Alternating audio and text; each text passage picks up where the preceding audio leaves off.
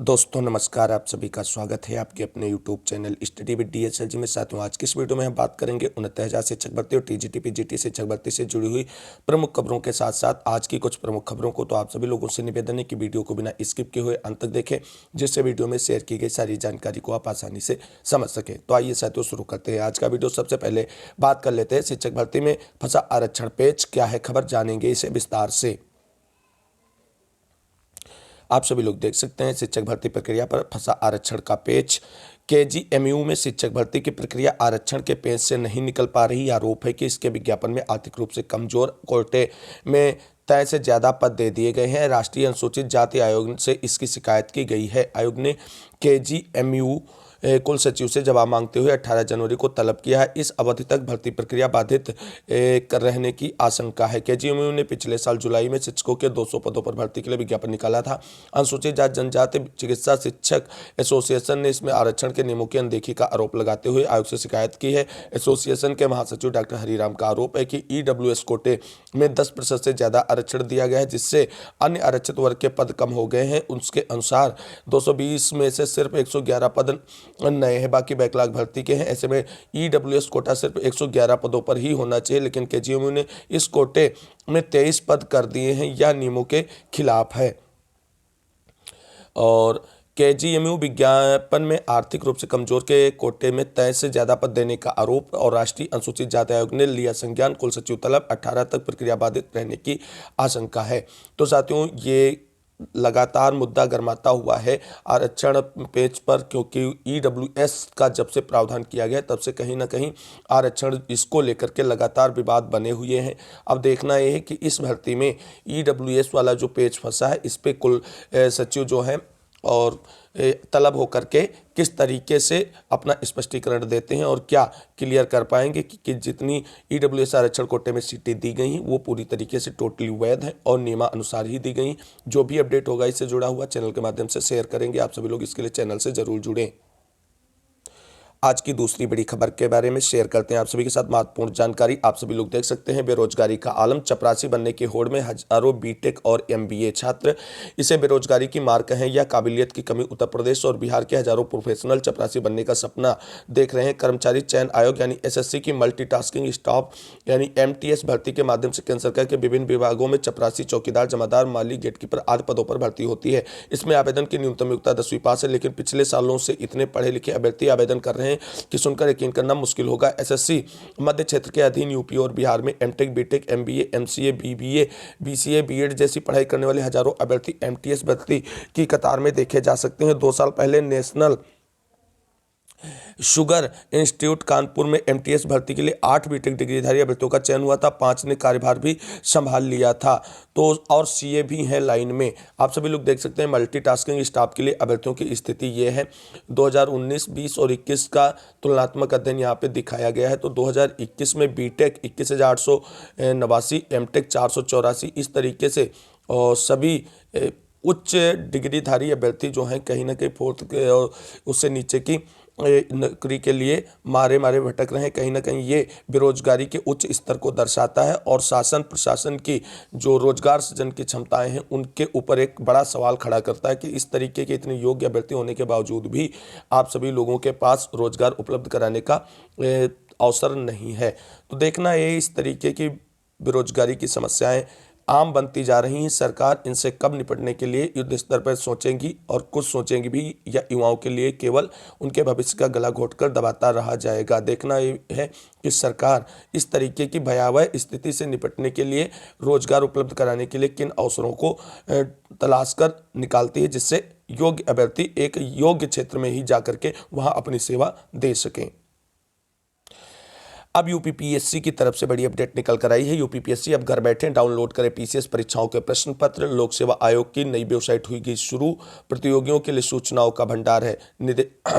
तो अब बात कर लेते हैं यहाँ पर निदेशालय को भेजा गया असिस्टेंट प्रोफेसर भर्ती चयन का परिणाम। इस बड़ी खबर को उत्तर प्रदेश उच्चतर शिक्षा सेवा आयोग यानी यूपीपीएससी ने उच्च शिक्षा निदेशालय को सोमवार को असिस्टेंट प्रोफेसर विधि एवं असिस्टेंट प्रोफेसर होम साइंस भर्ती परीक्षा का चयन परिणाम उच्च शिक्षा निदेशालय को भेज दिया। निदेशालय की ओर से अब चयनितों की काउंसलिंग करा के उन्हें कॉलेज आवंटित किए जाएंगे। उच्चतर शिक्षा सेवा आयोग के विज्ञापन संख्या 50 के तहत 5 जनवरी को असिस्टेंट प्रोफेसर विधि और असिस्टेंट होम साइंस का संशोधित परिणाम जारी किया गया था। बाकी विषयों का परिणाम काफी पहले जारी किया जा चुका है और इन विषयों में चयनित अभ्यर्थियों की नियुक्ति भी मिल चुकी है और इन विषयों जो नियुक्ति प्रक्रिया पूरी करने के लिए निदेशालय को पत्र भेज दिया गया है। अब देखना यह इस पर कितनी जल्दी त्वरित कार्रवाई करते हुए इन सभी की नियुक्ति प्रक्रिया पूरी की जाएगी।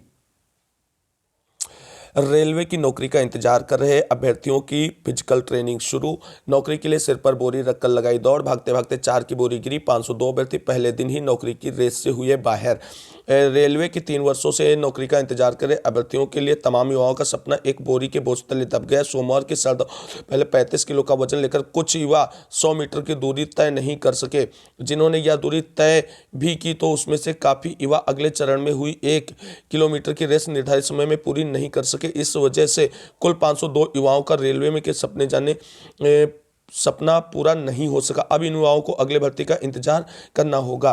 तो सभी अभ्यर्थी जो रेलवे में जिन्होंने फॉर्म अप्लाई किया था ग्रुप डी के लिए, उन सभी की पीईटी का प्रोसेस जारी है और सभी अभ्यर्थी अपनी फिजिकल टेस्ट के लिए बेहतर तैयारी के साथ पहुंचे, जिससे उन्हें 3 साल के लंबे इंतजार के बाद जो नौकरी का मौका हाथ लगा वो कहीं छूटने ना पाए। उम्मीद करते हैं जो अभ्यर्थी इसमें शामिल होंगे वो एक अच्छी तैयारी के साथ जाएंगे और अपनी नौकरी से एक कदम दूरी जो है उसको समाप्त करते हुए नौकरी प्राप्त करने के सपने को पूरा कर लेंगे। अब बात करेंगे आज की दूसरी बड़ी खबर के बारे में। बहुत ही महत्वपूर्ण फैसला हाईकोर्ट की तरफ से सुनाया गया है। इलाहाबाद हाईकोर्ट ने प्रदेश भर में निजी विद्यालयों को दिया आदेश, स्कूल कोरोना काल में वसूली फीस का 15% लौटाएं। बड़ा अच्छा फैसला है, लगातार अभिभावकों की तरफ से ऐसी मांग की जाती रही है। इलाहाबाद हाईकोर्ट ने एक आदेश में कहा कि प्रदेश के सभी प्राइवेट स्कूलों को कोरोना काल के दौरान सत्र 2020-21 में वसूली गई फीस में से 15% फीस अभिभावकों को लौटानी होगी। कोर्ट ने कहा कि जो छात्र विद्यालय में पढ़ रहे हैं उनकी फीस अगले सत्र की फीस में एडजस्ट की जाए और जो छात्र स्कूल छोड़ चुके हैं उनसे ली गई फीस में से 15% फीस वापस कर दी जाए। कोरोना काल में स्कूलों द्वारा वसूली जा रही फीस माफ किए जाने को लेकर की कई याचिकाएं और जनहित याचिकाएं दाखिल की गई थी। इन सभी पर एक साथ सुनवाई करते हुए मुख्य न्यायमूर्ति राजेश बिंदल एवं न्यायमूर्ति जे मुनीर की खंडपीठ ने यह आदेश दिया। अभिभावकों की ओर से अधिवक्ता शाश्वत आनंद ज्ञानेंद्र पांडे ने कहा कि निजी स्कूलों में वर्ष 2020-21 में ऑनलाइन ट्यूशन को छोड़कर कोई भी सेवा नहीं दी गई है। इस प्रकार निजी स्कूलों द्वारा ट्यूशन फीस से एक भी रुपया अधिक लेना मुनाफाखोरी और शिक्षा के व्यवसायीकरण के अलावा कुछ भी नहीं है। याचियों ने सर्वोच्च न्यायालय के इंडियन स्कूल जोधपुर बनाम स्टेट ऑफ राजस्थान के हाल ही के दिए हुए फैसले का हवाला दिया था और उसी के परिप्रेक्ष्य में आपको बता दें हाईकोर्ट ने एक ऐतिहासिक और महत्वपूर्ण फैसला सुनाते हुए कहीं ना कहीं प्राइवेट स्कूलों को एक बड़ा झटका दे दिया है। अब देखना है कि प्राइवेट स्कूल इस फैसले के अनुपालन में कितनी त्वरित कार्रवाई करते हुए दिए गए आदेश का पालन करते हैं। जो भी अपडेट होगी इससे जुड़ी हुई आगे की आप सभी को चैनल के माध्यम से मिलती रहेगी। अब बात कर लेते हैं ओल्ड पेंशन स्कीम को लेकर के मुद्दा बहुत गरमाया हुआ है। तो बजट में पुरानी पेंशन व्यवस्था का विकल्प खोलने की मांग। राज्य कर्मचारी संयुक्त परिषद ने केंद्रीय वित्त मंत्री से बजट में कर्मचारियों को पुरानी पेंशन में जाने का विकल्प खोलने की मांग की है। साथ ही आयकर सीमा 2.5 लाख से बढ़ाकर 5 लाख करने और कोरोना काल में रोके गए 18 महीनों के महंगाई भत्ते का भुगतान की भी मांग की है। परिषद के अध्यक्ष जयंत तिवारी ने बजट में जनहित में जुड़े कई विभिन्न प्रस्ताव शामिल करने का सुझाव दिया। इस संबंध में उन्होंने वित्त मंत्री को पत्र भेजा है। परिषद के संयुक्त सचिव अरुणा शुक्ला ने कहा कि समाज कल्याण विभाग के आश्रम पद विद्यालयों में कार्यरत संविदा शिक्षकों को नियमित करने का प्रस्ताव भी बजट में पेश किया जाए। अब देखना यह है कि ओल्ड पेंशन स्कीम जो पूरे देश में मुद्दा बना हुआ है, एक राजनीति को गर्म करने का, उत्तर प्रदेश सरकार में क्या इस पर बड़ा एक्शन लेते हुए पुरानी स्कीम जो ओल्ड पेंशन स्कीम है उसे लागू किया जाएगा या केवल और केवल अभ्यर्थियों की मांग ही रह जाएगी। सरकार को इसको सुनना चाहिए और जो भी कर्मचारी मांग कर रहे हैं उनकी पूर्ति के लिए कदम उठाना चाहिए। अगर एनपीएस में उनका हित सुरक्षित नहीं तो ओपीएस ही लागू करनी चाहिए उत्तर प्रदेश सरकार को, जिस तरीके से अन्य कई राज्यों की सरकारें इसे लागू कर चुकी हैं। अब बात कर लेते हैं टीजीटी पीजीटी शिक्षक भर्ती से जुड़ी हुई बड़ी खबर के बारे में। तो आप सभी साथियों को बता दें टीजीटी पीजीटी शिक्षक भर्ती 2021 की एग्जाम डेट और सीट वृद्धि के लिए पुनः पोर्टल खोले जाने को लेकर के माध्यमिक शिक्षा सेवा चयन आयोग के मुख्यालय पर लगातार 14 दिनों से प्रतियोगी छात्रों का क्रमिक अनशन जारी है और लगातार बैठकें हो रही हैं नवल किशोर जी के साथ में, लेकिन वहाँ से अभी तक यूपी टीजीटी पीजीटी 2021 की एग्जाम डेट को लेकर के भी कोई ऑफिशियल अनाउंसमेंट नहीं किया गया है, न ही सीट वृद्धि के लिए पुनः पोर्टल खोलने जाने डालने को लेकर के कोई समझौता प्रतियोगी छात्रों और माध्यमिक शिक्षा सेवा चयन आयोग के बीच में बन पाया है। ऐसे में आपको बता दें, कुछ अभ्यर्थी कल लखनऊ पहुंचकर उप मुख्यमंत्री ब्रजेश पाठक जी से और बेसिक शिक्षा मंत्री संदीप सिंह जी से और गुलाबो देवी जी से, जो राज्य उच्च शिक्षा मंत्री हैं, उनसे मुलाकात कर और टीजीटी पीजीटी शिक्षक भर्ती से जुड़ी हुई संपूर्ण प्रक्रियाओं से संबंधित ज्ञापन सौंपा और कहा टीजीटी पीजीटी 2021 की एग्जाम डेट जल्द अनाउंस की जाए माध्यमिक शिक्षा सेवा चयन बोर्ड की तरफ से, और अगर एग्जाम डेट अभी अनाउंस नहीं की जाती है तो सीट वृद्धि के लिए पोर्टल पुनः खोला जाए, जिससे 22,000 प्लस सीटों पर आवेदन पुनः मांगे जा सके और एक साथ ही एग्जाम कराया जा सके। और ये भी कहा गया है कि नए आयोग के गठन से पहले जितनी भी भर्तियां लंबित हैं वो सब पुराने आयोगों के माध्यम से ही कराए जाएं, जिससे आयोग के गठन से इन भर्तियों में विलंब ना हो। अब देखना यह है, जो आश्वासन उन्हें मिला है कि त्वरित कार्रवाई की जाएगी आप सभी लोगों के मुद्दे पर, अब देखना यह है कि कितनी त्वरित कार्रवाई की जाती है। माध्यमिक शिक्षा मंत्री जी के आश्वासन और उप मुख्यमंत्री जी के आश्वासन के बाद टीजीटी पीजीटी शिक्षक भर्ती 2022 से, तो अब जो भी अपडेट होगा टीजीटी पीजीटी शिक्षक भर्ती से जुड़ा हुआ चैनल के माध्यम से शेयर करेंगे। इसके लिए आप सभी लोग चैनल से जुड़े रहें। अब बात कर लेते हैं आज की सबसे प्रमुख खबर, जो 69,000 शिक्षक भर्ती से जुड़ी हुई महत्वपूर्ण अपडेट है। आप सभी साथियों को बता दें, 69,000 शिक्षक भर्ती में आंसर की पीड़ित अभ्यर्थियों का प्रत्यावेदन पीएनपी की तरफ से ऑनलाइन फॉर्मेट में जमा कराया जा रहा है। और इसी बीच आपको बता दें, कट ऑफ मैटर अभी तक विभाग की तरफ से डिसाइड नहीं किया जा सका है और कट ऑफ मुद्दा जो है कहीं ना कहीं विभाग के और अभ्यर्थियों के गले की फांस बना हुआ है। जब तक कट ऑफ डिसाइड नहीं होगा तब तक आगे की कोई प्रक्रिया नहीं हो पाएगी। और प्रत्यावेदन की अंतिम तिथि आप सभी लोग जानते हैं कि 19 जनवरी रखी गई है और उसके बाद काउंसलिंग के शेड्यूल पर विभाग चर्चा करेगा, लेकिन बिना कट ऑफ डिसाइड करे कैसे होगी काउंसलिंग और कैसे होगी नियुक्ति प्रक्रिया पूरी, देखते हैं आज इस खबर को विस्तार से। तो आप सभी लोग इस खबर को देख सकते हैं, कटाव में फंसी 6800 व 1 अंक से वंचितों की नियुक्ति। पूरी खबर को विस्तार से समझते हैं। बेसिक शिक्षा को 69,000 शिक्षक भर्ती में आरक्षण की गड़बड़ी के चलते चयन से बाहर हुए आरक्षित वर्ग के 6800 अभ्यर्थियों की सूची वर्ष भर पहले जारी होने के बावजूद अब तक नियुक्ति नहीं मिल सकी है। इसी भर्ती में परिभाषा के एक प्रश्न के सभी विकल्प गलत होने से 1 अंक से बाहर रह गए अभ्यर्थी हाई कोर्ट और सुप्रीम कोर्ट से राहत पाने के बाद नियुक्ति की प्रतीक्षा कर रहे हैं। आरक्षित वर्ग के 6800 पदों के मामले में हाईकोर्ट के निर्णय पर नियुक्ति टिकी हुई है और 69,000 शिक्षक भर्ती दिसंबर 2018 में आई थी। इसमें आरक्षण का निर्धारण गलत, आरक्षित वर्ग के वंचित अभ्यर्थी हाईकोर्ट गए थे। मुख्यमंत्री से भी शिकायत की। मुख्यमंत्री के निर्देश पर 5 जून 2022 को आरक्षित वर्ग के में 6800 अभ्यर्थियों की चयन सूची जारी की गई। आरक्षित वर्ग में चयनित लक्ष्मीकांत यादव के मुताबिक उनके प्रकरण में हाईकोर्ट की लखनऊ बेंच ने सुनवाई कर फैसला सुरक्षित किया है। उन्होंने बताया कि सामान्य वर्ग में कटाव 69.07 मान ली गई विभाग की तरफ से, जबकि नियुक्ति जो है 66.48 तक हुई है। इसी तरह ओबीसी में कटाव आपको बता दें 65.53 माना है, जबकि नियुक्ति 66.48 तक मिली है। इस एससी वर्ग में कटाप 59.55 माना है, जबकि नियुक्ति 60.04 तक पाए हैं। इस भर्ती में जितने अभ्यर्थियों की सूची जारी हुई उतने पद इस भर्ती में शेष नहीं। इस कारण 6800 के मामले में भी नियुक्ति प्रक्रिया अटकी है। फैसला आने पर स्पष्ट होगा कि कोर्ट ने क्या कटाप निर्धारित की है। इसी आधार पर 1 अंक से मेरिट से वंचितों का कटाप तय होगा। फिलहाल 1 अंक से मेरिट से बाहर हुए याची अभ्यर्थियों से पीएनपी ने अपने आवेदन यानी प्रत्यावेदन मांगे हैं और अंतिम तिथि 19 जनवरी तक प्रत्यावेदन मिलने के बाद उसकी प्रक्रिया आगे बढ़ाई जाएगी।